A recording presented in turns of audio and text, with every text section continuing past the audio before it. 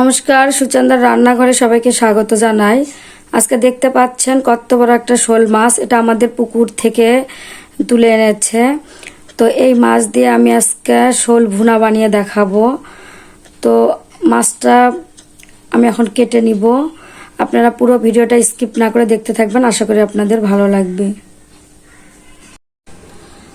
এই যে দেখেন বন্ধুরা, আমাদের পুকুরের কত বড় শোল মাছ, একদম 2 কেজি ওজনের। এই যে নড়তিছে মাছটা, একদম জাতা আছে, এই মাত্র মেরে নিয়ে আসছে। তো দেখেন, এই মাছ দিয়ে যে কোনো তরকারি খুবই খেতে ভালো লাগবে।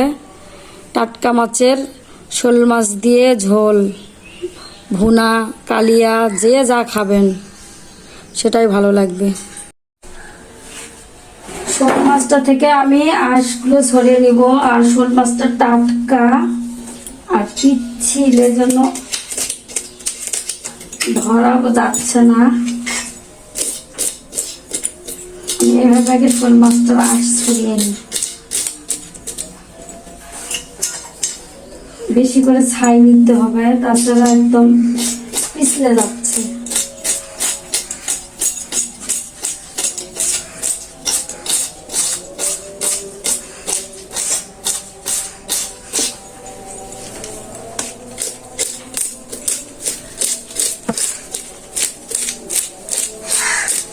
শোল মাছের পেটে মনে হচ্ছে ডিম আছে, যদিও জানি না ডিম আছে কিনা। তারপরে দেখা যাক শোল মাছটা কাটার পর ডিম আছে কিনা। এই যে পেটটা অনেক মোটা মোটা লাগতেছে।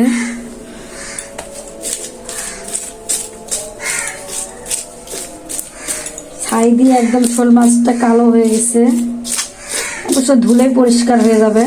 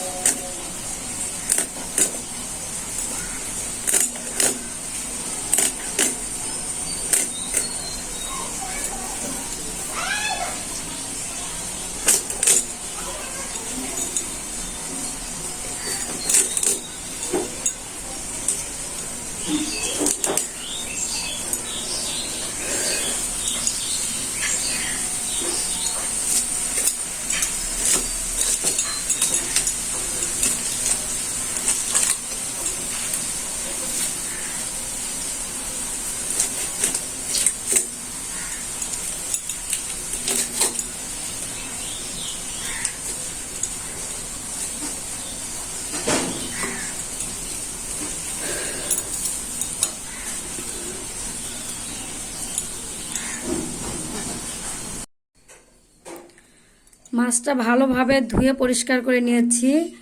এখন মাছের মাথাটা কেটে নিব, দেখি মাছের মধ্যে ডিম আছে কিনা। ভাগ্য ভালো থাকলে ডিম বের হবে, আর তাছাড়া ডিম থাকবে না। দেখা যাক কি হয়।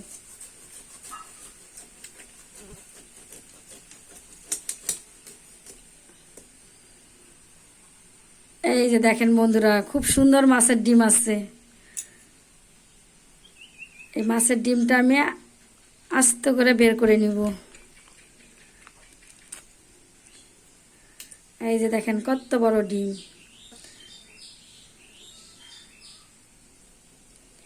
এই যে আমি হালকা করে মাছের ডিমটা বের করে নিলাম পেট থেকে।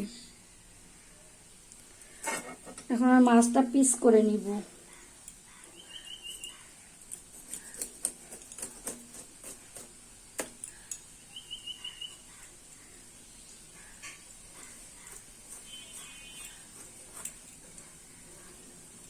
সাইড থেকে পেটি বের করে নিব, মাছটা অনেক বড়।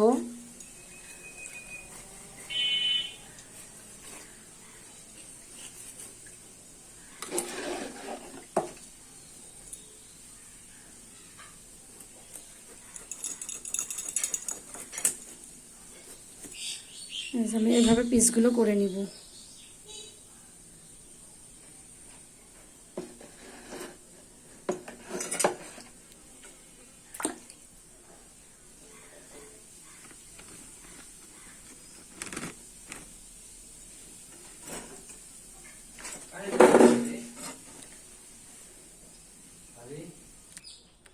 শোল মাছটা আমি কেটে ধুয়ে পরিষ্কার করে নিয়েছি।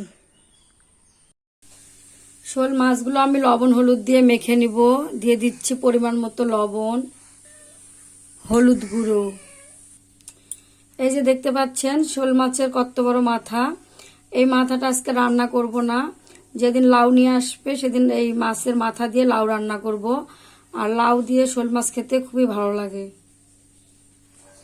মাছগুলো এখন আমি লবণ হলুদ দিয়ে মেখে নিব।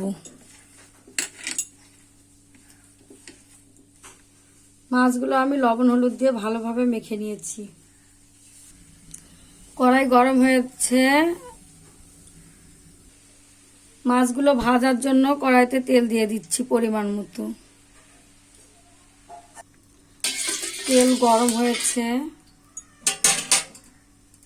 ভাজার জন্য মাছগুলো ছেড়ে দিচ্ছি।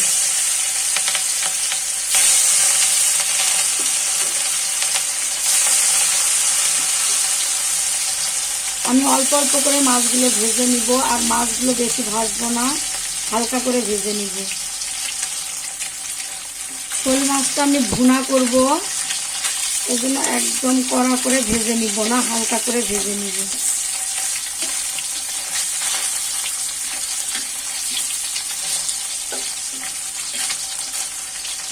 আর ভাজবো না, আমি এভাবেই তুলে নিব।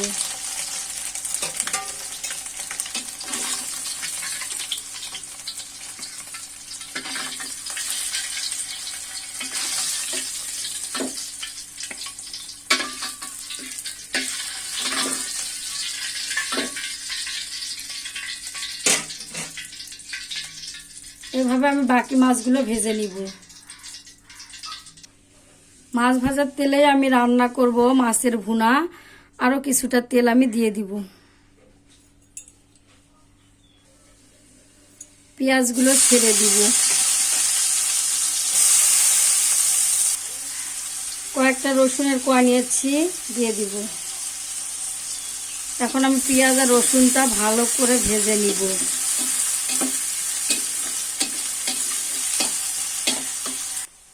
পেঁয়াজটা লাল করে ভাজা হয়েছে, দিয়ে দিচ্ছি রসুন বাটা,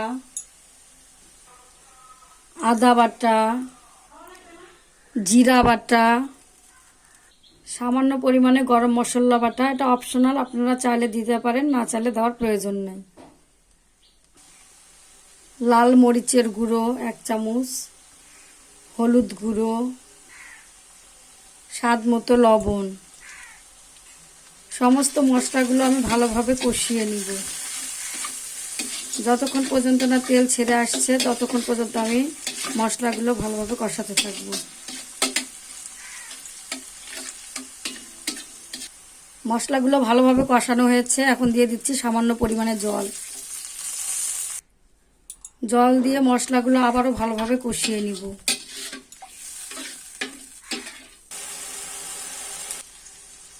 জল দিয়ে মশলাগুলো আবারও কষানো হয়েছে। এখানে আমি 2 চামচ টক দই নিয়েছি, দিয়ে দিব। আবারও আমি টক দইয়ের সঙ্গে মশলাগুলো ভালোভাবে কষিয়ে নিব।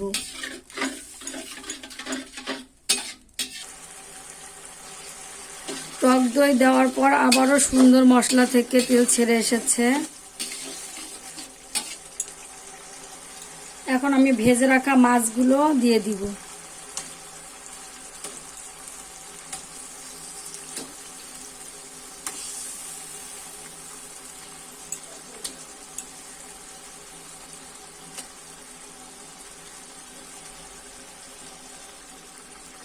মাছগুলো মশলার সঙ্গে কষিয়ে নিব।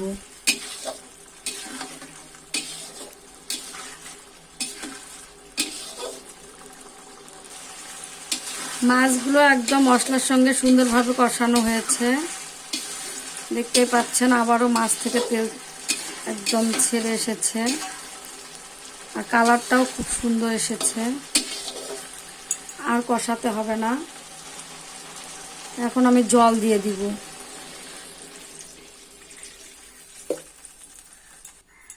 জলের সঙ্গে মাছগুলো এভাবে ডুবিয়ে দিব।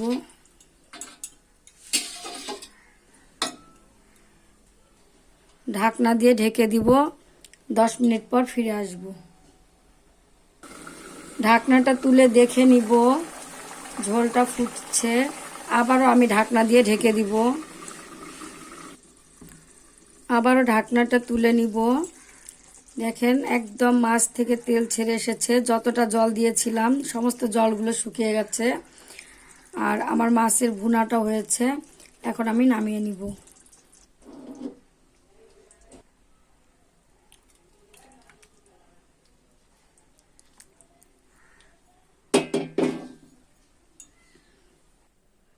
আপনারা দেখতেই পেলেন এই মাছ ভুনাটা রান্না করা কতটা সহজ। আর একদম অল্প উপকরণ দিয়েই রান্নাটা করলাম। আর খুব তাড়াতাড়ি রান্না করা যায়। কোনো গেস্ট আসলে আপনারা বসিয়ে রেখে এই রান্নাটা করে খাওয়াতে পারবেন। আর এই মাছ ভুনাটা গরম ভাতের সঙ্গে খেতে খুবই ভালো লাগে। গরম ভাত আর মাছ ভুনা থাকলে আর কিছুই লাগবে না। তো যাই হোক, আজকের রেসিপিটি আমার কেমন লেগেছে, যদি আপনাদের ভালো লাগে লাইক শেয়ার কমেন্ট করবেন, সাবস্ক্রাইব করে আমার পাশে থাকবেন। সবাই ভালো থাকবেন, সুস্থ থাকবেন। আজ এ পর্যন্তই। সবাইকে ধন্যবাদ।